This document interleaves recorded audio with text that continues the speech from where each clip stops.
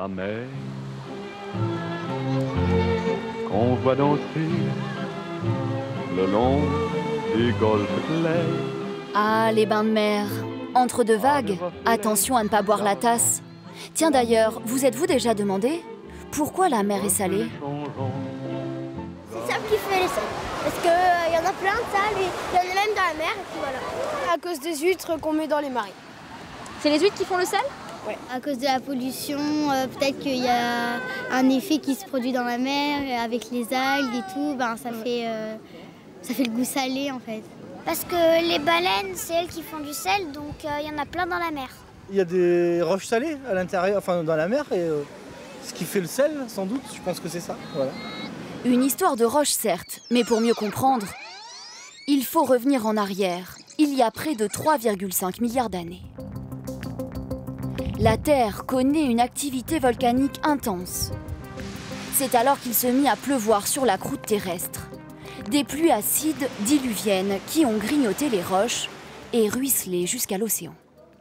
Les sels en fait proviennent tout simplement des roches qu'on trouve sur la croûte terrestre. Il y a eu une érosion due à des pluies acides qui a entraîné les sels minéraux vers la mer, qui a créé les rivières et qui ensuite a créé la mer remplie de sels minéraux.